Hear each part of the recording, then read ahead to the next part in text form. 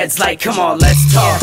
C-I-A-F, B-I enter and spy. When we fly, then die. For planes landed into NY. Good to see you. Good to see you. As always. You know, with a lot of the work that you do and that I do, we've been countering hegemonic or grandmaster narratives around the relationship between the countries that we live in and the countries that our families are from. Yeah. And a lot of the, whether it be the arms deals or the corporate relationships between governments and war, right? So in this case, if we're talking directly about BP and Iraqi culture or Iraqi survival, you know, how would you say that BP has been destructive to the nation? Okay, well, so first in understanding this, we need to look at BP's interests as intimately linked to British government interests. Now, the Undersecretary for the Foreign Office, Michael J., 48 hours before the invasion went ahead, met with the chairman of BP. And for those that would say, well, that doesn't necessarily bear any relationship to the invasion, if you actually look at the amount of people that were predecessors to Michael J. in his position at the Foreign Office that went in the kind of incestuous and revolving door relationship between oil and gas companies and that role in the Foreign Office, 4 out of 5 of the next people in his role literally went directly into jobs in those kind of companies. If we look at the way that BP, the IMF and the US government, particularly in 2007, were pushing for something called the oil law, the hydrocarbon law, what that would have enabled the companies to do would be to sign production sharing agreements with the Iraqi government. What that would have meant is that the oil fields that were then essentially sold off to those companies would be in almost indefinite possession of those companies. Minimum 20 to 40 years would be those contracts. Often we see on the oil rigs, foreign employees are employed. Often we see these companies having very little consideration for the environment around them. We know that fossil fuels are, you know, and this is something that is the consensus with 97% of climate scientists are very clear that fossil fuels are causing climate change. You know, the fossil fuel industry in general is subsidized to the tune of $5 trillion per year, and that's by all the governments in the world, a number that, you know, obviously the worst offenders are the US government, the Chinese and the Russian government. That adds up to around $13.6 billion per day that the fossil fuel industry receives. You know, you have to look at who were the companies that won the contracts without bid. So the companies that won contracts without bids for the quote-unquote reconstruction of Iraq. And it's important we understand that while there is a military-industrial complex, there's a military-industrial destruction-construction complex. Of course. So while at the same time you can have a company like BAE Systems profit massively off of the weapon sales, on the other side of that, construction companies and exactly, so and precisely, you know, you look at Kellogg Brown Root, they actually won the biggest unbidded contract in US history. It was a massive figure, and also BP were awarded unbidded contracts, as well as Bechtel. And so it was really clear from the beginning, if you look at the internal memos between Jack Straw and between other figures, Tony Blair, for example, at one point was directly asked by Jack Straw to lobby the US government on behalf of Siemens, the telephone company, in order to get a contract in Iraq. You know, you had communications between governments that were skeptical about the invasion. You know, the Russian government, for example, they were told by a high-ranking figure in the Bush administration that if they opposed the invasion, then on the other side they would have problems getting contracts. So it's important to understand that the interest of capital is inextricably linked to the politics and the way the governments behave, more so than ever really in the neoliberal era. But largely these relationships are invisible. Now, where do Iraqis in diaspora fit into this? So, before we get into that, let me ask you the question of, now that we're, you know, over a decade since the war started, the environmental impact has been massive in Iraq and the world. The health concerns that have arisen from the war and the relationship of these corporate powers being there and building whether it be infrastructures for their businesses to function, or without ethical approach in their building or destruction. Cancer rates rising, as well as the destruction of the educational system for a couple of years, which ripples down into decades and generations of people. Where do we start as Iraqis in the diaspora, with the privilege that we have of being in the position that we're in, to begin to chip away at that monolith? Well, there's three important victories that I would argue for al-Mujtama' al-Madani inside Iraq, and the way in which we as people in Shitat would interact with that is very important, and particularly London as the nucleus that before the occupation played such an important role. You look at the ex-foreign minister, ex-prime minister, vice president, president, all of these people politically organized in London prior to the occupation.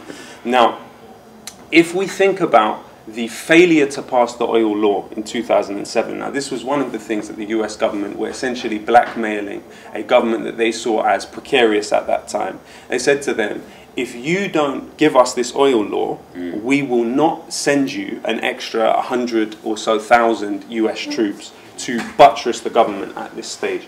What happened? We saw Iraqi civil society with a really, really rich and important tradition, which has interacted in a fascinating way with the arts as well, across the last 100 years, fight back and block the passing of the oil law, which was massively important, because what that would have done is acted as a subterfuge to privatize the oil fields. Let's not forget that there's 71 identified oil fields in Iraq and only 24 of them are in use. So we're talking about, if you were to exploit it to its full potential, and if the money was to be adequately distributed in the society, there's no reason why people would be living in the poverty that they are living in. 99% of the government's income is from the oil industry. 74% of Iraq's GDP is from the oil industry.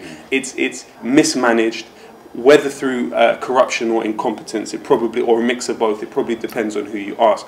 But in terms of what was our role in that situation, you have a lot of Iraqis that came here were alienated from any political involvement in the 70s and the 80s in Iraq. So when coming here to this society, they were also alienated in this society and were struggling to kind of find their feet and fit in and put things together and dealing with all of those issues. However, when the foreign intelligence services were working and cultivating on oppositions, mainly in London again, this was really a really important and critical part of the whole infrastructure of the invasion. The point is that people had choices, and people made, and older generations made, very, very bad choices. On a personal level, on a political level, and on a national level as well. And that brings up the question of what is the role of the diaspora. Now, the generations such as myself then were in a certain position. Do they, on one hand, go and work for Chatham House? Do they, on one hand, go and work as translators for US troops or British troops? Do they, on one hand, go and serve in advisory positions? Or do they try and shuffle around to get jobs in the Iraqi government? These are decisions that people of younger than me generally, but my generation of London Iraqis and British Iraqis, these were their kind of choices. And from what I understand, it's well known among Iraqis on the inside what the role of London Iraqis has been. And what is that? Negative. Exploitative. Exploitative, and it's that thing that you see again and again and again. It's the choice of the people that are in diaspora. You saw with the example of the French occupation of Algeria, the way Algerians in France brought the country to the brink of literally upending, to the extent that the French police at one point killed around 200 Algerians and dumped them in the river in Paris. That was the extent to which they understood their function. Remember, Algeria was meant to be a part of France. So people had a clear awareness of what their role was and a clear clarity of which side of the equation they would stand on. And what I would say is that was ambiguous. That was ambiguous here in that way. So I think there's a few important functions for us. We can, those of us that are able to, work as, say, translators for the people that are trying to come to this country off the back of these wars, and live as kind of problem-free lives as possible. You know, 0.18% of the British population are refugees. 0.06% of this population are asylum seekers. How many of them are Arabic speakers? And how many of them are Iraqis? You know, that is a role, I would say, for Iraqi diaspora here. Another important role is this. There have been 331 claims that the MOD have settled out of court for people that were in some way suffered due to actions of the British Army in Iraq. The British government have paid out over £20 million, £22 million actually to be precise, in compensation to people that suffered.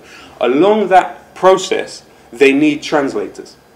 And so people here can play quite an important role in translating in that process. But for me, we can't forget three really important victories of Iraqi civil society within Iraq. Number one was blocking the oil law. Number two was blocking the amendment to the personal status law. And this was a law that if it passed, you know, you were in a situation where maybe a child as young as 8 could be married off, okay?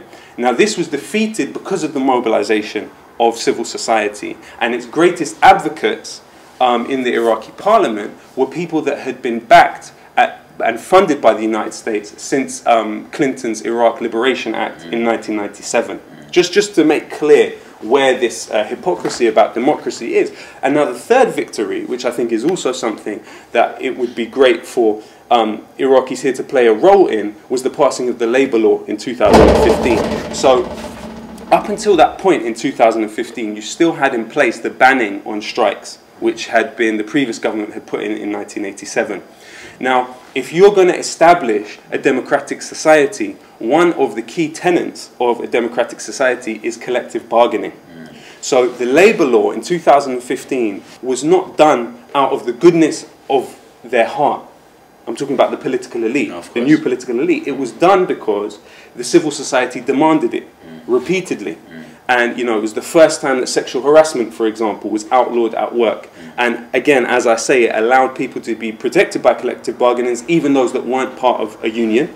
It allowed people to strike. You know, let's not forget that US society, only 11% of people in US society are unionized.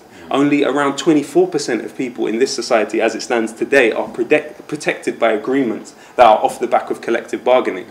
So where is our role? Where do we fit in as people in this equation? Do we fit seamlessly into a role at Chatham House? You know, because it's there and it exists and it's a choice some people made. Or do we choose to find ways in which we can serve as a bridge in that situation for people trying to come here if that's what they want, or for people struggling to improve their material conditions within? Or more importantly, what I feel is we're at a stage where Britain is the 5th largest economy in the world.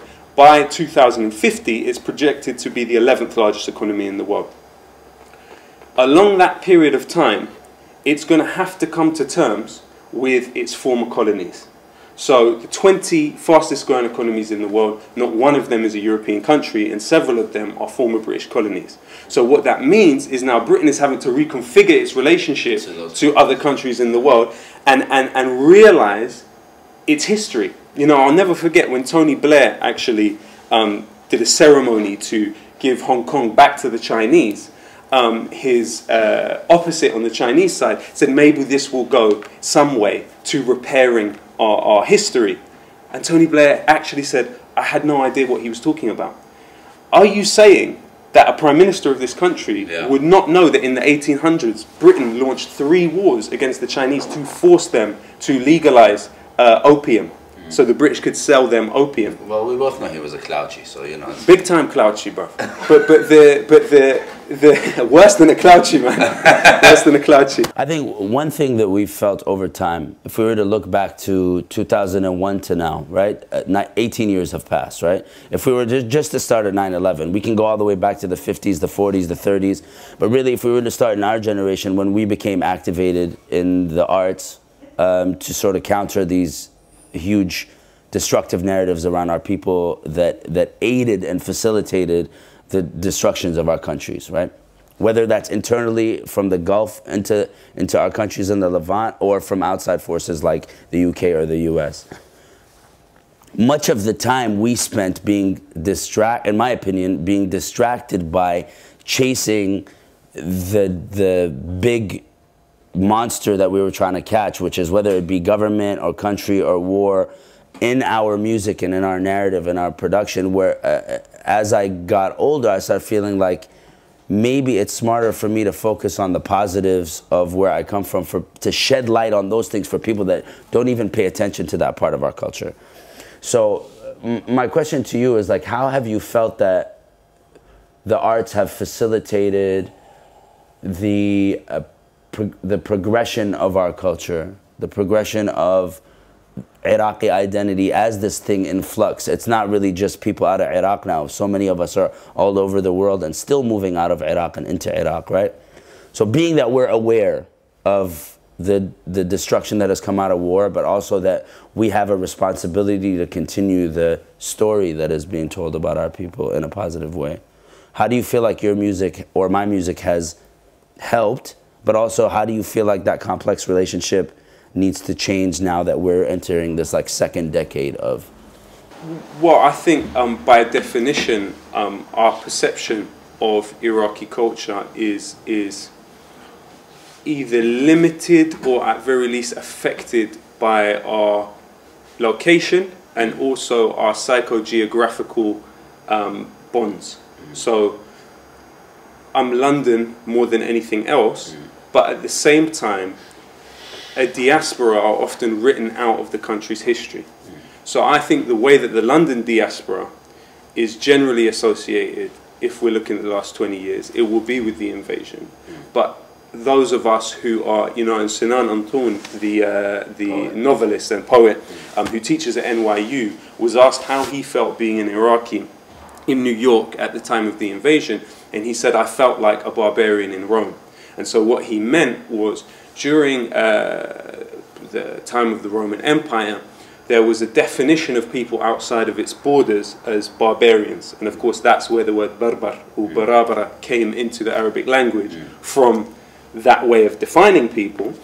And so he said he was this kind of perennial outsider on the inside, an internal outsider. Especially at that time when the clash of civilizations became an almost commonsensical way of perceiving the world. And unfortunately, it's still, you know, there in a really malignant way. So I think we are part of Iraq's history, but we're also part of Britain's history. You know, I'm speaking Canada's history. Exactly. And which is part of Britain's history. Exactly. Exactly. You know, and this is the big thing about the kind of vestiges of British colonial rule, of which one of them is, you know, British multinational corporations owning a huge amount of Africa to this day. We're talking about the vestiges of British colonialism being the Commonwealth, being the ability to obscure history and to burn documents, but also being the British Museum and being the corporations like BP who pay very, very little tax in this country and in fact even receive tax credits from the British government. It's the way in which they're able to behave around the world. That's part of the vestiges of British colonialism, but that's withering away. And we occupy a very interesting part of this story, especially during the War on Terror, when you've seen the death of civil liberties for people that are racialized a particular way within this society. You know, the Magna Carta, which we're told is an essential part of British history and British culture, actually, in certain circumstances, does not apply to people that occupy that state of exception. For people that are racialized a certain way in this country, they have been imprisoned, detained indefinitely, never seen the evidence held against them, and never been judged by a jury of their peers. And in fact, laws have been changed in order to extradite those people to the United States. So when you occupy some type of proximity to that implicit threat, you have a kind of, you have alamat istifham on you within this society, but also on you within the society that you feel some type of belonging to. Like I work with 18-year-olds, 20-year-olds on a university level, and I'll show them images of Guantanamo, images that we grew up watching and understood how not only they were sort of rehashing of Orientalist dogma, but also meant so much pain to us. Like we were dealing with a lot of, we were the first generation that dealt with like on the ground camera footage of the destruction of our country, of our children, the imprisonment and torturing of our people. And we saw it, and you almost became numb to it as a generation, right? It became something that flowed right through us media-wise, consciousness-wise, right? And now these 18-year-olds, you show them Guantanamo and they don't know what it is. So that's not the fault, that's not their fault necessarily, but also the way that information travels in society, and their parents might not be educating them on the history. Some of them were 1 year old when 9/11 happened, right? So I start thinking, maybe it's too late to be able to dismantle a huge machine like the British government or the American government or BP or Halliburton or Exxon or whatever it might be, right? So if we're not going to be able to dismantle them or have them change the way that they work around the world in an ethical, I never think BP will be ethical. I don't believe that it's possible, or they know how to function in an ethical way. What is our alternative? What do we do? Like, okay, it's good to be critical, of course, and it's very important to let people know what the realities are on the ground and how these companies function. But what do we do at the same time to counter that relationship? It's about determining the parameters of their rationality. So they act within a lens of logic, of what makes sense for the generation of profit and capital. The way in which power functions is not a straightforward equation. It's a dialectic process. So we have seen power disrupted in many different ways throughout our lifetime. But the problem is that those examples of when that power has been interrupted and when that passage of that power has been in some way obstructed, they're not emphasized in the historical accounts that we learn. So we don't, we learn more about, say, King Faisal than the revolution which necessitated that type of concession from the British government in 1920. We learn more about, in this country, a perfect example is the way that the anti-war movement in World War I have been completely written out of the history here. So we are on a yearly basis bombarded with ideas of this war in World War I, which I've come to the conclusion was really actually completely unnecessary. All of the justifications used for it do not stand up when you deconstruct them. But there were people in this society that were sentenced to death because they refused to fight. We're not taught about that. I mean, in all histories, we're never taught about the countering narrative. We're always taught about the narrative that controls the story. Precisely, precisely. So for that very reason, the failure to pass the oil law, the success of the labour law, the failure to pass the amendment to the personal status law, I think that these were things that I actively had to seek out, but also I think it's important to emphasise these things because they are victories. There's always cracks in the monolith. We often look at these powerful structures as we sometimes, I would say, attribute to them an invincibility which they don't deserve. Because at the same time they are made up of people. And the more you can chip away, that's the war of position in terms of chipping away and discrediting the ideology which buttresses those arrangements. I think that's our best hope. And I think that's the way that art plays a really important role. Yeah, if you look at someone like a Jawahari, you look at someone like Aziz Ali, these were people that suffered in their lives. They suffered in their lives because of where they chose to direct their solidarity. Aziz Ali was accused of being a Freemason, he was accused of being a Zionist, he was imprisoned by consecutive governments from Malakiyya to Hizb al-Ba'ath. what was it that would give someone like that solace? And why is it that he's also largely written out of the history books as well? You know, he's one of the less known figures, but where was his work focusing its attention? Who were his lyrics speaking from the perspective of? You know, and Jawahari died in exile and paid a price for his opposition to. I think we all will.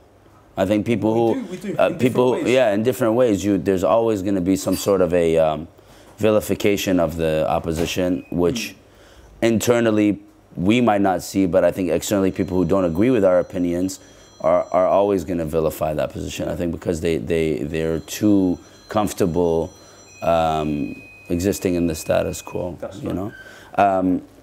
Now, the last thing I'd like to talk about is like the British Museum. Spaces like the British Museum they exist in many major metropolises around the world, which are directly connected to funding from corporations like BP or even government funding, and function as these cultural institutions that inherit and conserve the historical past of many of their colonized, their colonies, but also safe spaces for these things to be untouched, right? At the same time, if you sit down and you talk to my father or my uncles, they will tell you, oh yeah, but it's not like our people would have conserved it any better. This is coming from the older generation that existed in Iraq and lived in Iraq and successively saw that the wars came with people that looted specific exhibitions or artwork, and they lost a big part of their history, right?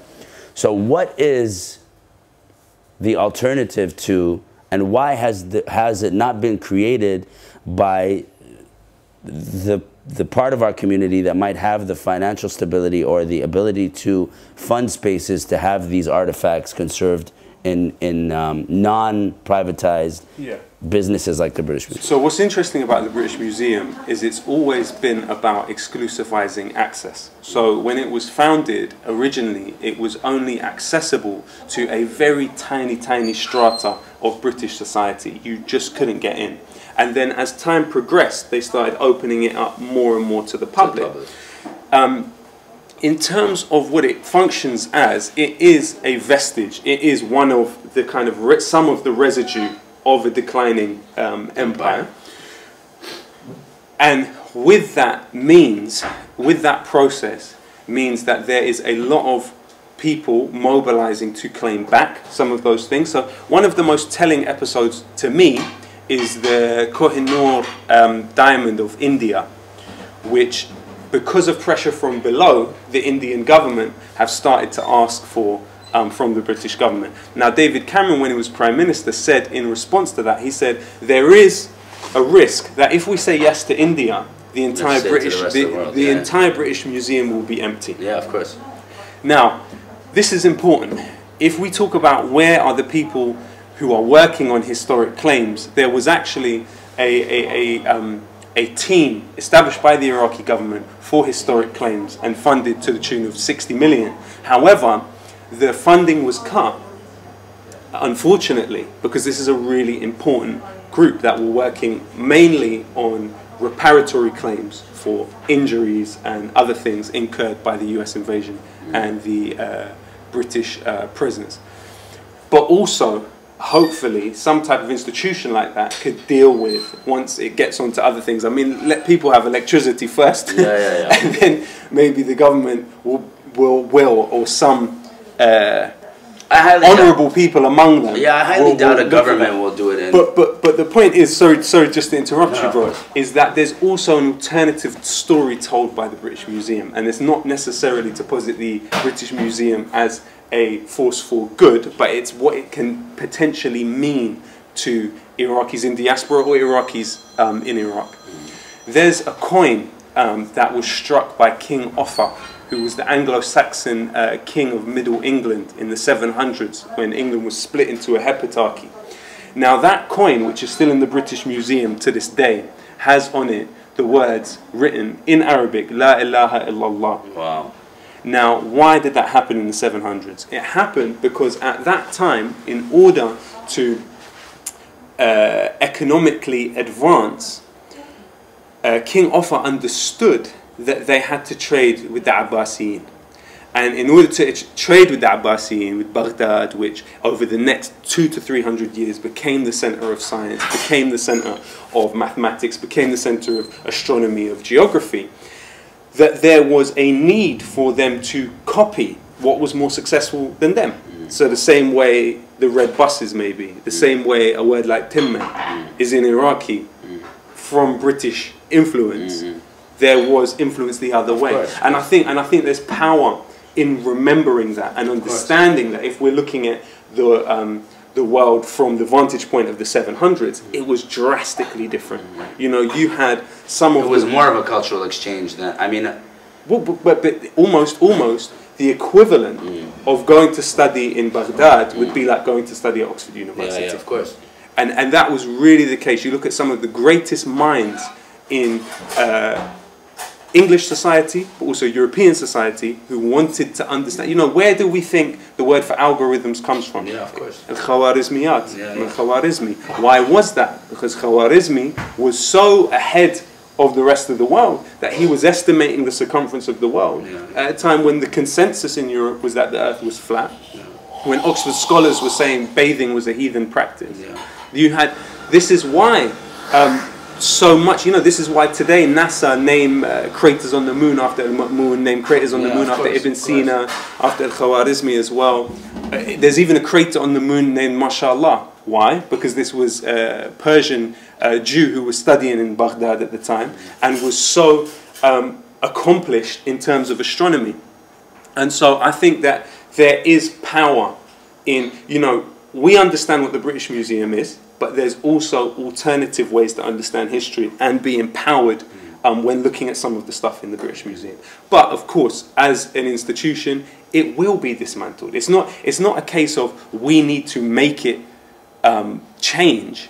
The natural progression, at the time of the founding of the East India Company, the two largest economies in the world were India and China.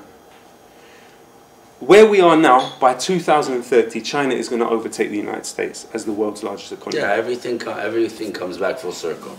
Exactly. And I think it's similar to the idea of karma, or the idea of if you're gonna, I mean, if they took away our power and our resilience and our sort of our sciences and our, it's gonna come back to them too eventually. I don't know if it'll be in our generation, but what do you think is the what would you say may be the differences between being an Iraqi artist working in Canada and one working in London?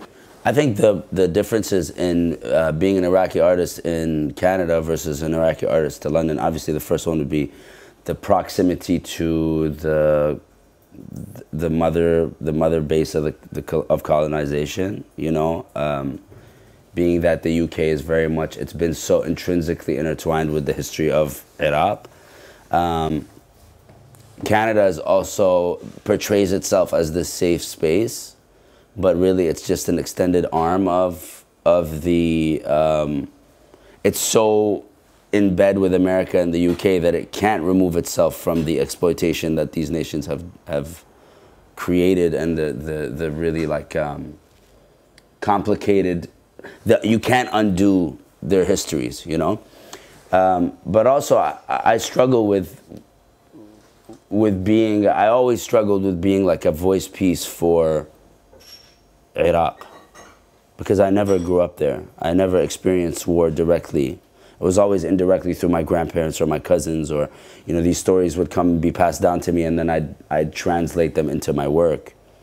So it's always been complicated. I've always had this sense of guilt around my work. But the way I've countered it is to directly do like one-to-one change and deal with either children that need help on the ground in Iraq for medical treatment, or you know, raising funds to directly change one person's life, as opposed to trying to go in and change the relationship between the nations. You know what I mean? I think as spectators of a suffering, which all of us were rendered, yeah, of course. There is an element of potentially survivor's guilt. Yeah, definitely. But I didn't survive anything. Really? Would you not say that in some way the idea of watching somebody suffer and feeling that you have some type of kinship or affinity to them is also traumatizing in some way? No, there was huge trauma in the early 2000s to now that we all, you know, a form of, like, I call it like digital PTSD almost, you know? Like I said, the internet became this vehicle for us.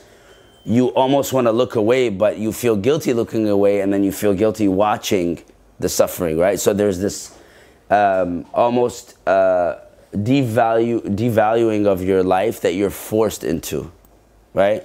Beyond just looking at numbers like Iraq body count or any of the informational packages that we were receiving about cancer rates rising, and watching the videos of mass murder, of torture, brought me a great sense of despair. And it almost like, they almost bombarded us with these images to make us feel like we couldn't do anything about it. That's what I wanted to ask. Do you feel that guilt is mobilizing or demobilizing? Depends on the person, right?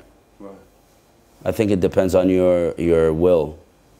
With us, with me and you specifically, I think it mobilized us more than anything. There might have been moments where we felt very disillusioned by even what we were doing, and had to step back and think about, you know, because early on you don't think about mundane things like branding or positioning or narrative, or you're just doing it.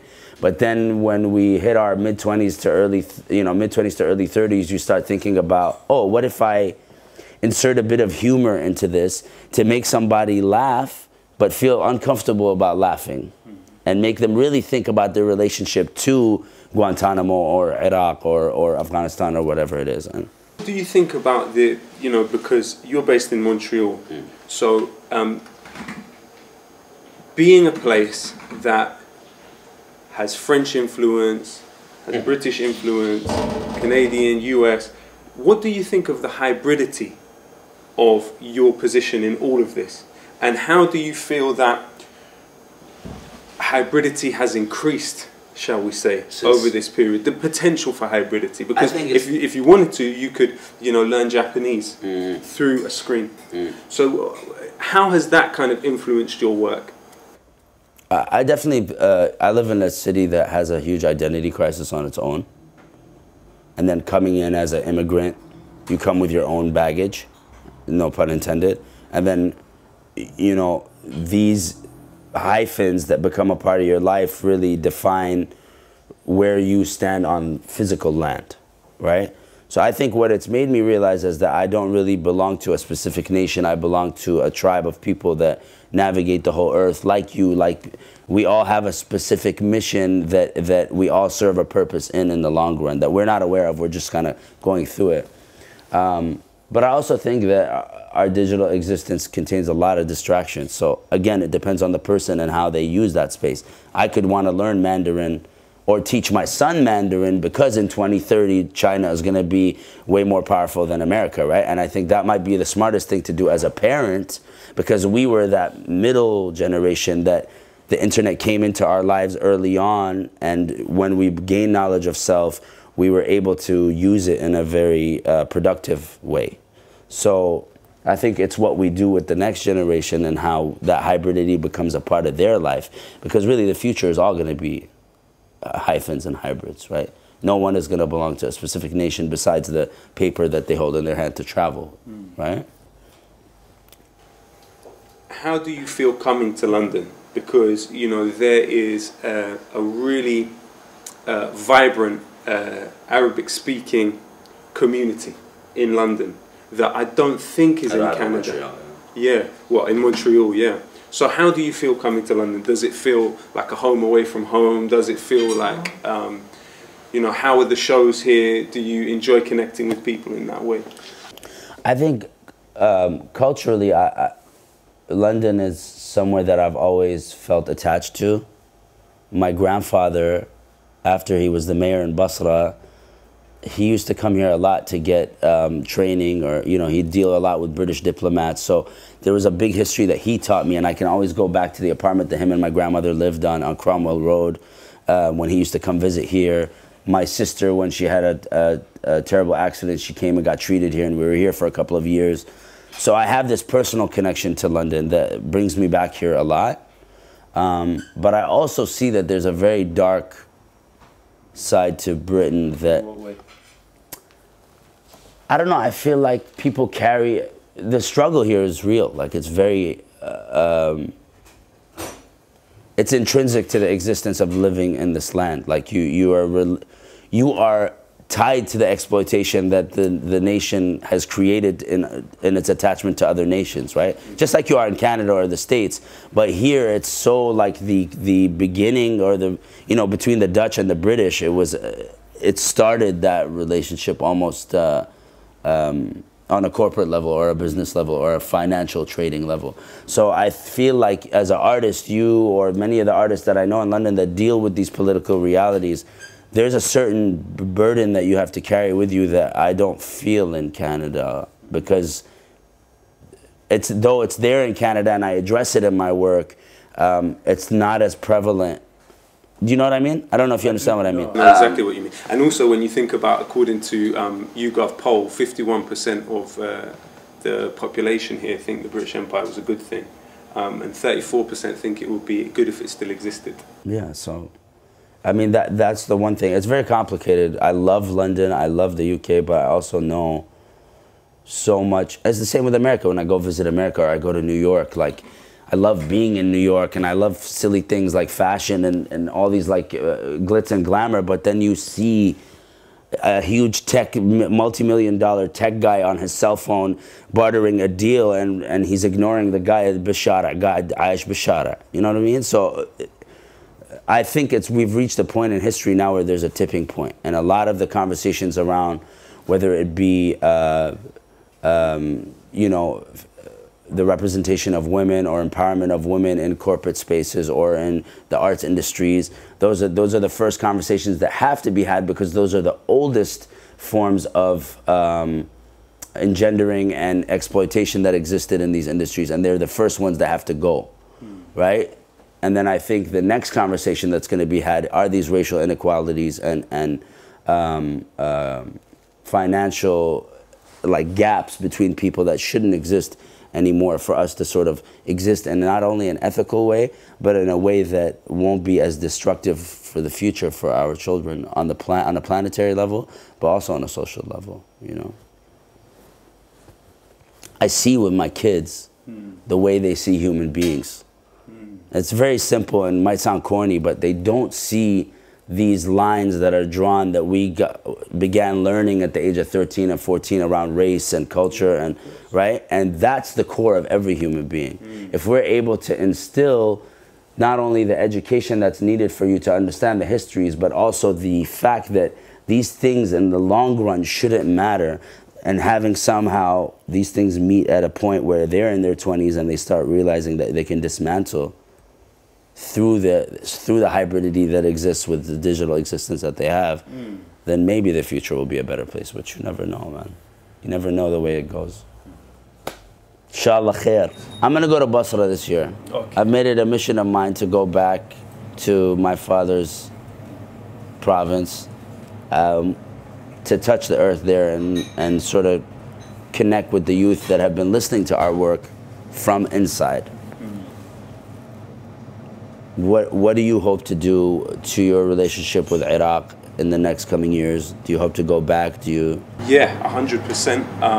I hope also to raise my son at this stage to have a healthy relationship, a relationship that doesn't fit neatly and seamlessly into ones which may have been put there by powerful forces. You know, I want him to understand where his solidarity is going to be, and the way in which he can work within this society to improve the material conditions there. Let's go to the museum. Feds like, come on, let's talk. C-I-A-F, we are enter and spy when we fly.